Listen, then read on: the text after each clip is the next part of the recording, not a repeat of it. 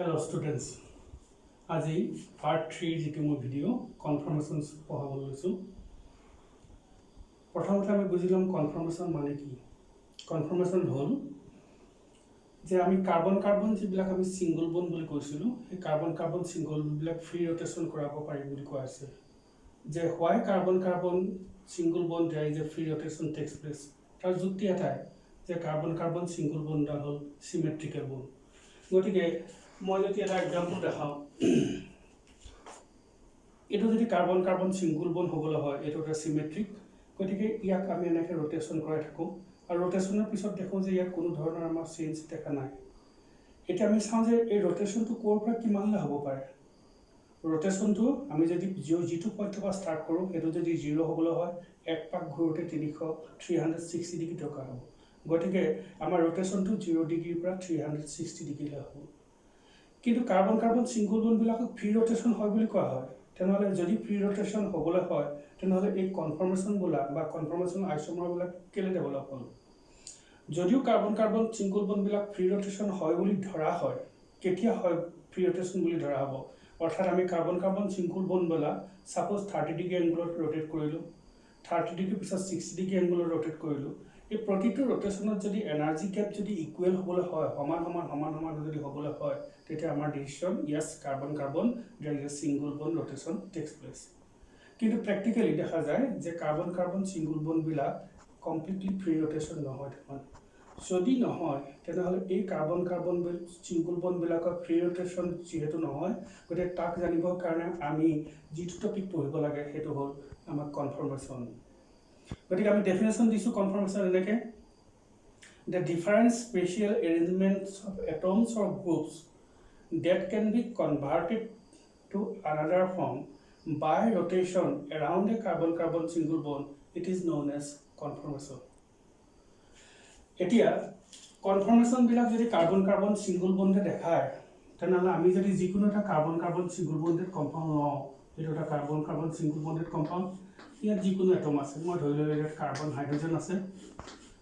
Hydrogen আছে আৰু এই কাৰ্বনটোৰ ওপৰত x এটা এটম আছে এই কাৰ্বনটোৰ ওপৰত y এটা এটম আছে এটা আমাৰ ডেফিনেশন মতে কৈছে যে এই কার্বন কার্বন সিঙ্গল বন্ড ডাল ফ্রি রোটেশন হয় এতে এই কার্বন কার্বন সিঙ্গল বন্ড ডাল মানে ফ্রি রোটেশন হয় না নহয় তাক জানিবৰ কাৰণে আমি এটা প্ৰজেকশন ফৰ্মুলা সহায় ল'ব লাগিব প্ৰজেকশন ফৰ্মুলাটো কেলে দৰকাৰ কাৰণ আমি জানো যে এই কাৰ্বনটো প্ৰতিটো carbon single bonded carbon sp3 হাইব্ৰিডাইজ হলে এটা টেট্ৰাহেড্ৰাল জ্যামিতি সো টেট্ৰাহেড্ৰাল জ্যামিতি যদি হ'বলৈ হয় তেনেহলে আমি প্লেনাৰ কাৰ্বন কাৰ্বন সিঙ্গল বন্ডৰ ৰোটেশনটো দেখাব নোৱাৰো গতিকে আমাৰ এই প্লেনাৰ মলিকুল আমি প্লেনাৰ এই কাৰ্বন কাৰ্বন সিঙ্গল বন্ডৰ ৰোটেশনটো দেখাবৰ কাৰণে এটা প্ৰজেকশন ফৰ্মুলা সহায় ল'ম আৰু সেই প্ৰজেকশন ফৰ্মুলাটো হৈছে আমাৰ নিউম্যান প্ৰজেকশন ফৰ্মুলা গতিকে নিউম্যান প্ৰজেকশন ফৰ্মুলাটো আমি ড্ৰ কৰোতে আমি দেখিম যে যিটো কাৰ্বন নিয়াৰ টু দা অবজাৰ্ভাৰ ধৰা হয় তাৰ আমি এটা সেন্টাৰ সাৰ্কুলাৰ দ্বাৰা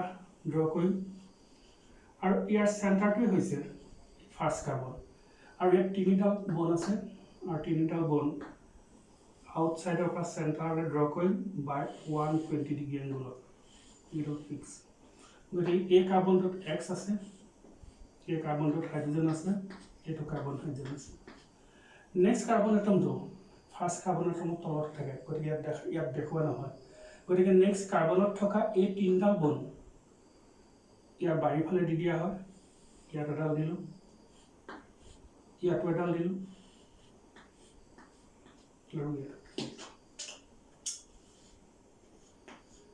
ঠিক তেনেধৰণৰ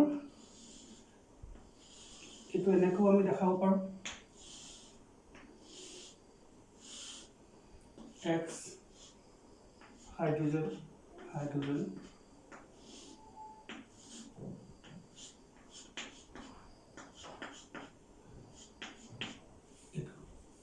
ইয়াত আমি পিছৰ কাৰ্বনটো ইয়াৰ কাৰ্বনটোৰ তলত থকা নেক্সট কাৰ্বনটো আমি ৰোটেট কৰিছো এই কাৰ্বনটো আমি ৰোটেট কৰিছো অৰ্থাৎ এই যিটো আমাৰ মলিকুল আছিলে এই টেট্ৰাহেড্ৰাল মলিকুলটো আমি প্লেনাৰ ফৰ্মুলা কনভাৰ্ট কৰিলো with the help of Newman projection formula কেলে কনভাৰ্ট কৰিলো কাৰণ এই নিউম্যান প্ৰজেকশন ফৰ্মুলাৰ সহায়ত আমি ইয়াৰ পিছত থকা কাৰ্বনটো আমি ৰোটেট কৰাব পাৰিম ৰোটেশনটো কোৰ পৰা ষ্টাৰ্ট হ'ব এইডোখৰ পৰা ষ্টাৰ্ট হ'ব তেনেহ'লে এক পাক ইয়াৰ পৰা এক পাক যদি ধৰি এইখিনি পায়হি তেনেহ'লে 360 ডিগ্ৰী ৰ'টেশ্যন হ'ব। গতিকে এই ৰ'টেশ্যনবিলাকৰ কথা জনাৰ মুহূৰ্তত এটা কথা জানি ল'ব লাগিব, সেই কথাটো হ'ল যে what is call dihedral angle. Dihedral angle কাক কোৱা হয়?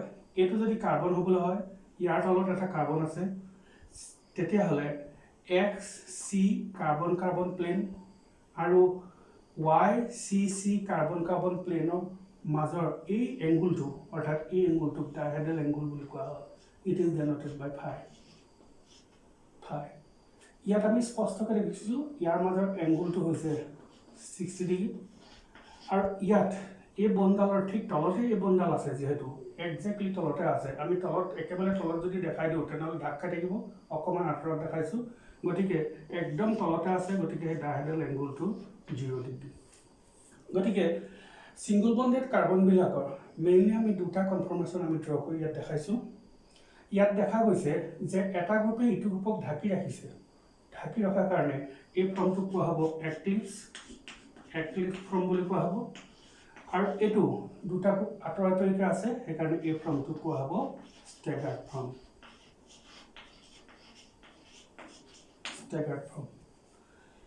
এইকেইটা আমি কি ড্ৰ কৰিছোঁ? এইকেইটা ড্ৰ কৰিছোঁ এই মলিকুলটোৰ কনফৰ্মেশ্যন ড্ৰ কৰিছোঁ।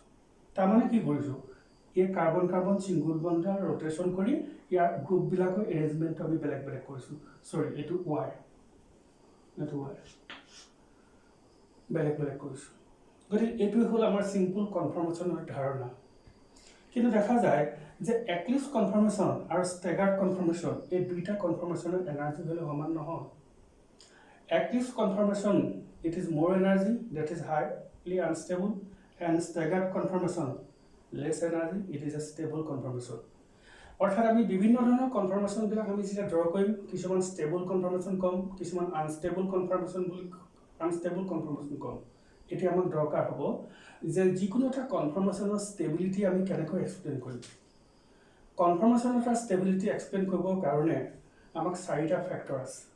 প্ৰথম ফেক্টৰটোক কোৱা হ'ব টৰিশ্যনেল ষ্ট্ৰেইন, ছেকেণ্ড ফেক্টৰটোক কোৱা হ'ব ভান ডেৰ ৱালছ ষ্ট্ৰেইন, থাৰ্ড ফেক্টৰটোক কোৱা হ'ব এংগুল ষ্ট্ৰেইন, এণ্ড ফ'ৰ্থ ফেক্টৰটোক কোৱা হ'ব dipole interaction and hydrogen bonding.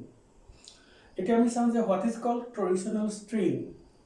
টৰিশ্যনেল ষ্ট্ৰেইনটো হ'ল যে repulsion between two bond pair, it is known as the torsional strain. তাৰমানে এই কাৰ্বনটোৰ লগত এই এক্সটো, এই বনডাল, পিছৰ কাৰ্বনটোৰ লগত এই ৱাই, এই বনডাল, যিহেতু ইডাল বণ্ডে সিডাল বণ্ডৰ ওপৰাপৰিকৈ আছে, ওচৰাওচৰিকৈ আছে, গতিকে এই বণ্ডত ইনভলভ হোৱা দুটা ইলেক্ট্ৰন, পিছৰ কাৰ্বনত বন্ধ হোৱাত ইনভলভ হোৱা দুটা ইলেক্ট্ৰন, এই বনকেইডালৰ মাজত এটা ৰিপালশ্যন ডেভেলপ হ'ব। গতিকে সেই ৰিপালশ্যনটোক আমি ক'ম টৰিশ্যনেল ষ্ট্ৰেইন। মলিকুলটোত ৰিপালশ্যন ডেভেলপ হ'লে কি হ'ব? মলিকুলটো আনষ্টেবল হ'ব, এনাৰ্জি ভেলু বাঢ়ি যাব। গতিকে ইয়াত টৰিশ্যনেল ষ্ট্ৰেইন আছে বুলি কোৱা হ'ব। এই মলিকুলটোত দেখা যায় যে এই বনডালৰ মাজত এই বনডালৰ যথেষ্ট গেপ আছে, অৰ্থাৎ তাত বন পেয়াৰ কোনো ধৰণৰ ৰিপালশ্যন নাই, ইয়াক টৰিশ্যনেল ষ্ট্ৰেইন নাই বুলি কোৱা হয়। গতিকে আমি এক্লিপ্স আৰু ষ্টেগাৰ্ড কনফৰ্মেশ্যনৰ ভিতৰত eclipse conformation it is a high energy unstable conformation বুলি ক'ম due to presence of torsional strain. Second point, এইটো হ'ল ভান ডেৰ ৱালছ ষ্ট্ৰেইন। ভান ডেৰ ৱালছ ষ্ট্ৰেইন কাক কোৱা হয়? এই হাইড্ৰজেন এইবিলাকৰ মাজত এটা ডিষ্টেঞ্চ মেইনটেইন কৰি আছে। ধৰি লোৱা হ'ল আমি মিথেন মলিকুল CH4 মলিকুলটো আমি কেতিয়াও মন গ'লে এনেকৈতো নিলিখোঁ, 4টা হাইড্ৰজেন এনেকৈ ওচৰাওচৰিকৈ থাকিব বুলি নিলিখোঁ। কেলৈ নিলিখোঁ? প্ৰথম কথা হ'ল বনকেইডালৰ মাজত ৰিপালচিভ ফ'ৰ্চ ডেভেলপ হ'ব, which is called torsional strain. তাৰোপৰি এই হাইড্ৰজেন এটমকেইটা ওচৰাওচৰি চাপিব নোৱাৰে। প্ৰতিটো এটমৰ বণ্ডেড এটমকেইটাৰ মাজত এটা মিনিমাম ডিষ্টেঞ্চ মেইনটেইন কৰিব লাগিব। এই মিনিমাম ডিষ্টেঞ্চটো হৈছে ভান ডেৰ ৱালছ ৰেডিয়াছ। ভান ডেৰ ৱালছ ৰেডিয়াছটো সাধাৰণতে দুটা এটমৰ মাজত মিনিমাম থাকিব লাগে 420 পিক'মিটাৰ, আৰু যদি 420 পিক'মিটাৰ থাকে বুলি ধৰা হয় তেতিয়াহ'লে ইয়াত ভান ডেৰ ৱালছ ষ্ট্ৰেইনটো নাই। আৰু যদি 420 পিক'মিটাৰ যদি তললৈ গুচি আহে, তেতিয়া এটমকেইটাৰ মাজত এটা ৰিপালচিভ ফ'ৰ্চ ডেভেলপ হ'ব, and this repulsive force it is known as the van der Waals strain. Now, if a molecule contains a van der Waals strain, then our conclusion molecule is unstable. একে আমি আকৌ compare কৰোঁ এক্লিপ্স কনফৰ্মেশ্যনত।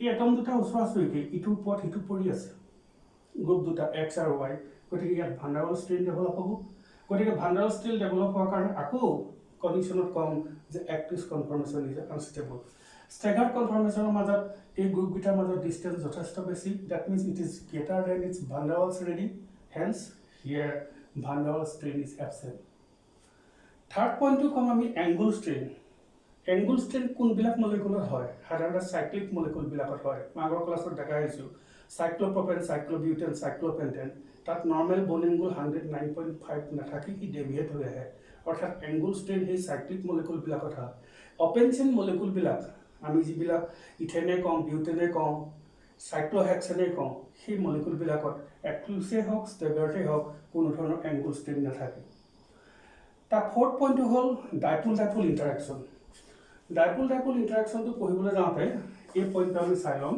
Suppose ইয়াত মই এক্সৰ বদলি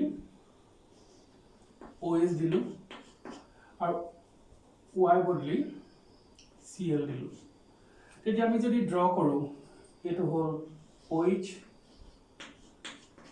তেনেহ'লে এইটো হ'ল Cl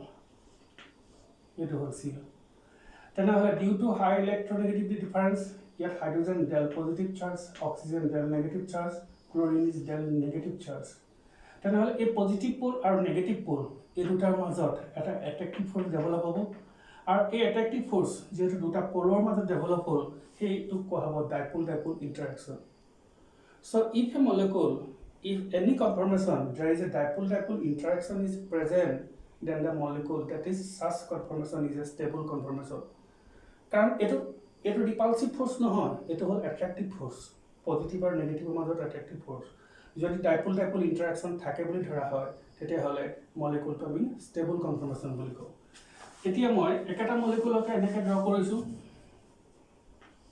একেটা মলিকুল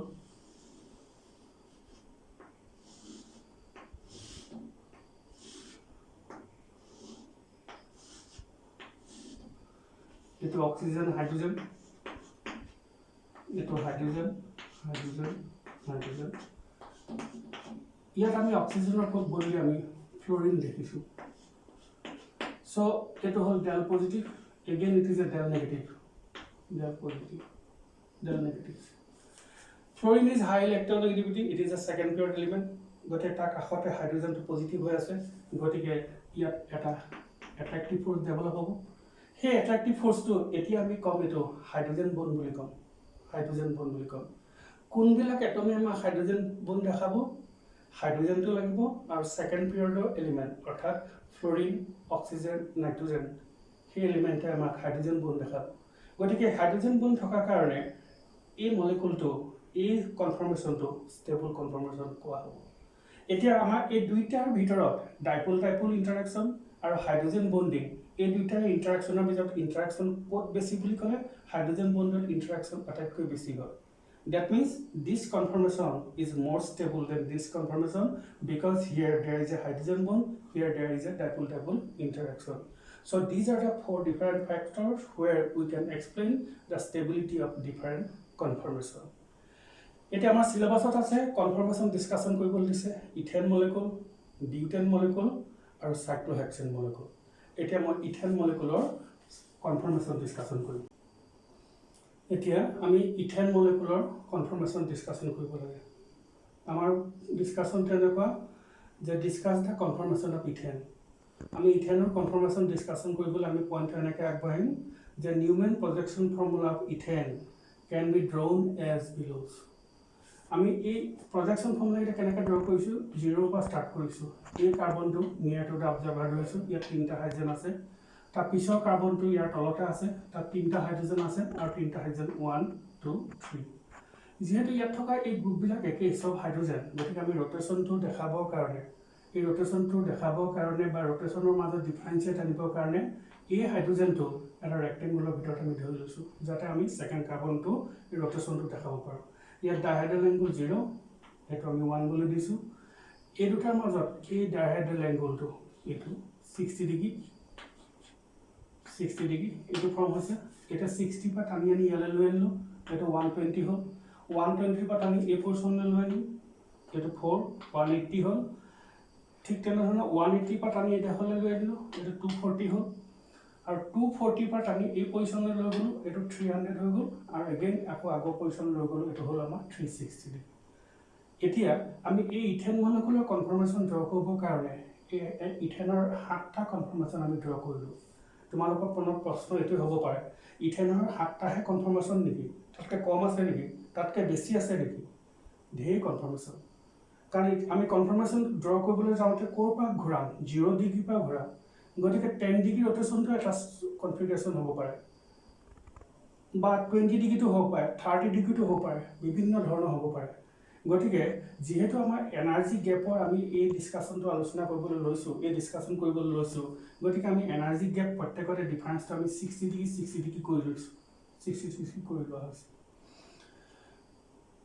এতিয়া আমি এই কনফাৰ্মেশ্যনকেইটা ড্ৰ কৰি ইয়াৰ পিছত হ'ব আমি ক'ম এনেকুৱা, when potential energy of different conformations are plotted against angle of rotation, we get the following curve. এই কাৰ্ভডাল পাম। এই কাৰ্ভডাল মই কেনেকৈ ড্ৰ কৰিছোঁ? এইটো হ'ল পটেনচিয়েল এনাৰ্জি, এইফালে হ'ল এংগুল অফ ৰটেশ্যন।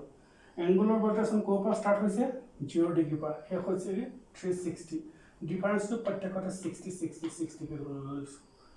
এইটো আমাৰ কনফাৰ্মেশ্যন 1ৰ কাৰণে 2, 3, 4 তেনেকৈ। From the potential energy graph we notice that the conformation 1, 3, 5 and 7 are equally stable. Similarly, the conformation 2, 4 and 6 are equally stable.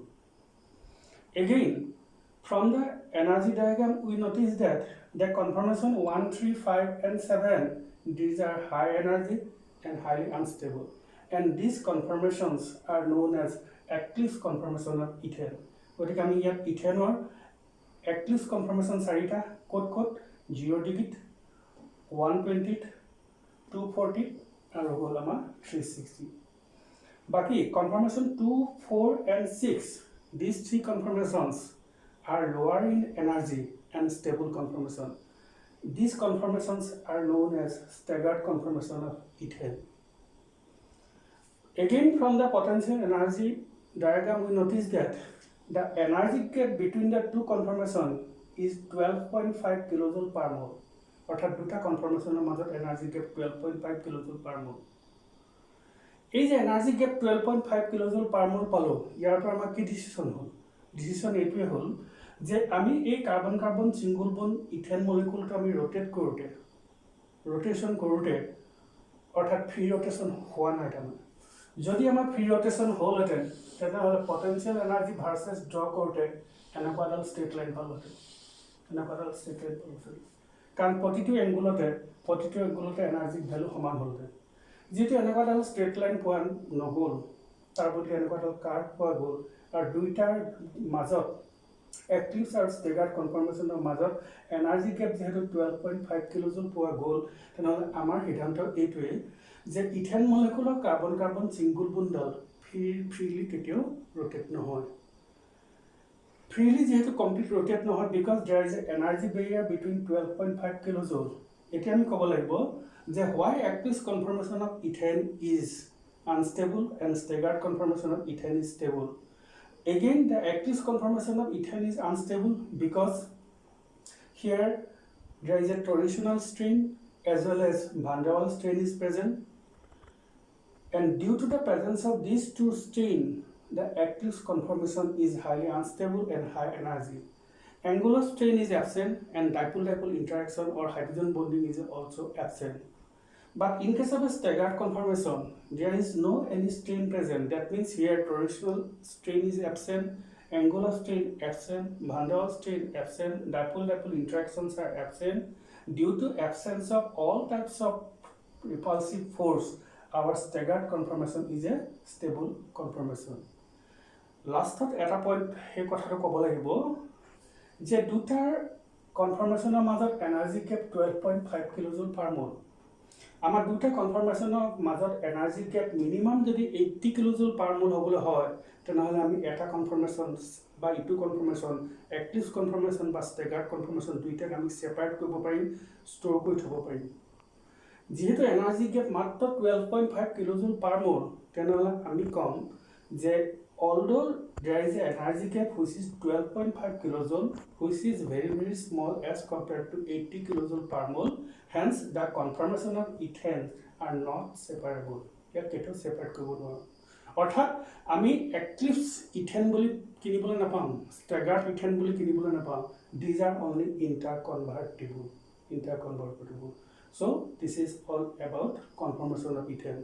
গতিকে মনত ৰাখিব লাগিব এইটোৱে যে আমি ইথেনৰ কনফাৰ্মেশ্যন আমি ডিছকাশ্যন কৰিবলৈ লৈছোঁ। আমি কি দেখাব বিচাৰিছোঁ? আমি নিউমেন প্ৰজেকশ্যনৰ সহায়ত আমি কাৰ্বন ছিংগল বণ্ডবিলাকৰ ৰোটেশ্যন দেখাম। আৰু ৰোটেশ্যন দেখাই সেই প্ৰতিটো কনফিগাৰেশ্যনৰ পটেঞ্চিয়েল এনাৰ্জি ভাৰ্চেছ এংগুলাৰ ৰোটেশ্যনৰ তাৰ এনাৰ্জি কাৰ্ভডাল আমি ড্ৰ কৰিম। আৰু এনাৰ্জি কাৰ্ভডাল আমি যেনেধৰণে পাম সেই এনাৰ্জি কাৰ্ভডাল আমি এক্সপ্লেইন কৰিবলৈ চাম। তাৰ দেখিছোঁ যে আমি एक्लिप्स कन्फर्मेशन एनार्जी बेसि, स्टेगार्ड कन्फर्मेशन एनार्जी कम, स्टेबल क्यों स्टेबल तक एक्सप्लेन करब লাগিব, क्यों अनस्टेबल तक एक्सप्लेन करब লাগিব। So this is all about the confirmation of ethane. जेहेतु आमार कन्फर्मेशन बिउटेनर कन्फर्मेशन साइक्लोहेक्सेनर कन्फर्मेशन डिस्कशन करब লাগিব, गतिके एकेटा भिडिओते गोटेই इमानखिनि আপলোড কৰাৰ অকমান অসুবিধা আছে। গতিকে মই ইয়াৰ পিছৰ যিটো ভিডিঅ' হ'ব, পিছৰ যিটো ক্লাছ হ'ব, তাত আমি আলোচনা কৰিবলৈ চেষ্টা কৰিম যে conformation of butane and conformation of cyclohexane. Thank U.